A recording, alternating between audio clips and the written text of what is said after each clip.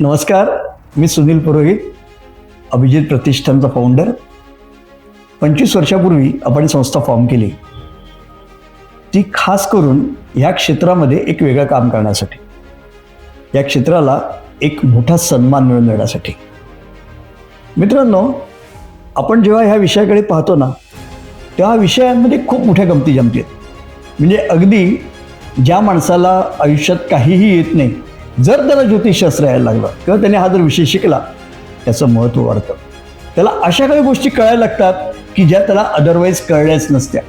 ज्योतिषशास्त्र आपण नक्की शिकू शकतो आणि ते तुमच्यामध्ये असणाऱ्या जिज्ञासेला खूप चांगल्या लेवलला घेऊन जाईल. जर तुम्ही व्यावसायिक असाल तर तुम्हाला माणूस बघून कळेल की हा खरं बोलतोय की खोटं बोलतोय.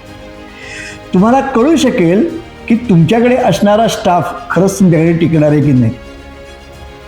तसंच तुमच्या आयुष्यात घडणाऱ्या घटनांकडे देखील तुम्ही एका वेगळ्या दृष्टीने पाहायला लागाल. जर तुम्ही शिक्षक असाल तर तुम्हाला कळेल की कोणत्या विद्यार्थ्यामध्ये काय बदल होत आहेत आणि कोणती काळजी घ्यायला हवी. जर तुम्ही सेल्समन असाल तर तुम्हाला कळेल की तुमच्याकडे एक नवीन भाषा आहे आणि ही भाषा घेऊन जेव्हा तुम्ही कोणाच्या घरी जाल, कोणाच्या दुकानात जाल, कोणाला व्यक्तिशः भेटाल, कोणाशी हॉटेलमध्ये चर्चा कराल, तेव्हा तुम्हाला एक स्वतःचं महत्त्व निर्माण करायला नक्कीच मिळेल. आणि हो, सगळ्यात महत्त्वाची गोष्ट, जर तुम्हाला मैत्रिणी हव्या असतील तर हा विषय तुम्हाला शिकायलाच हवा. कारण याच्यामध्ये अशा काही गोष्टी आहेत की ज्या कोणालाही केव्हाही इम्प्रेस करू शकते. तर जर तुम्हाला शिकायचं असेल तर 2025 हीच वेळ आहे. कारण ह्या वर्षी अभिजित प्रतिष्ठान एक नवा फाउंडेशन कोर्स घेऊन येत आहे. ह्या फाउंडेशन कोर्सचं वैशिष्ट्य असं आहे की तुम्ही अगदी सोप्या कुंडलीच्या चर्चा सुरू करू शकता, सहज समजू शकता की तुम्हाला काय नवीन येतं. काही माणसांमध्ये काही सवयी असतात आणि त्या पाहताना तुमच्या लक्षात येतं की त्यांच्याकडे काही कॉमन फॅक्टर्स असतात. माझ्या माहितीमध्ये अशी अनेक मंडळी आहेत की जी एकमेकांशी बोलायला लागले की नेहमी इमोशनल होतात.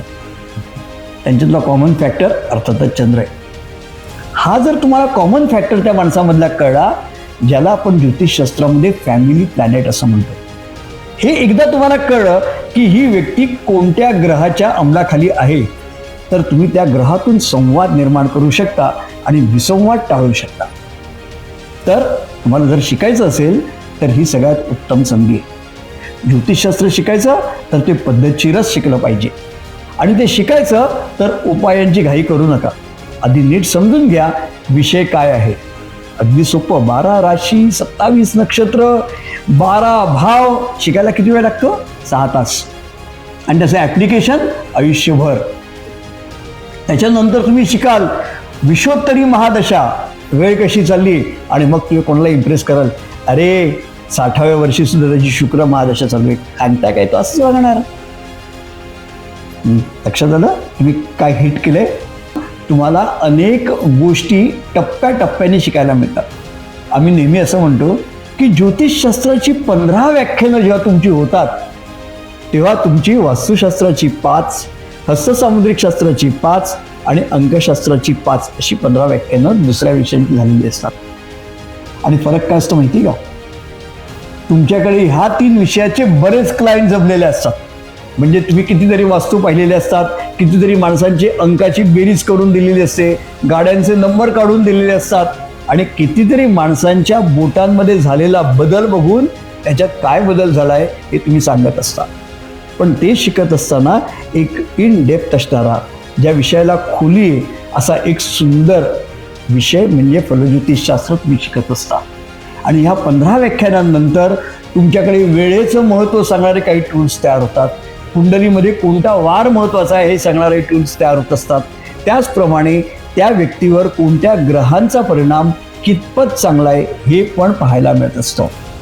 हे जेव्हा तुम्ही शिकता तेव्हा तुम्हाला या विषयाचं सोपं वाटणारं परंतु उपयुक्त असणारं ज्ञान आणि माहिती मिळत असतं. तर आहात ना तयार शिकायला? नक्की शिका foundation course in destiny management. यामध्ये 2 भाग आहेत. पहिला भाग आहे फाउंडेशन कोर्स इन ॲस्ट्रॉलॉजी, 15 व्याख्यानं, ज्याच्यामध्ये तुम्ही कुंडलीचा असा विचार करू शकाल जो कित्येक वर्ष प्रॅक्टिस करणाऱ्यांना सुद्धा समजला नाही. येस, कित्येक वर्ष प्रॅक्टिस करणाऱ्या माणसांच्या बरोबरीने तुम्ही जाल फक्त 15 व्याख्यानांनंतर. आणि सोबतच 15 व्याख्यानांमध्ये मी अंकशास्त्र शिकाल, हस्तसामुद्रिक शास्त्र शिकाल आणि वास्तुशास्त्रही शिकाल. कदाचित प्रिव्हेन्शन बेटर दॅन क्युअर ह्या नियमाप्रमाणे अशी वास्तू निवडाल की जी तुम्हाला सुटेबल आहे. तुम्ही अशा व्यक्तीबरोबर मैत्री कराल जे तुम्हाला दगा देणार नाही, आणि तुम्ही हे करत असताना अशा माणसांची वाद घालणार नाही ज्यांची नखं खूप बारीक आहेत.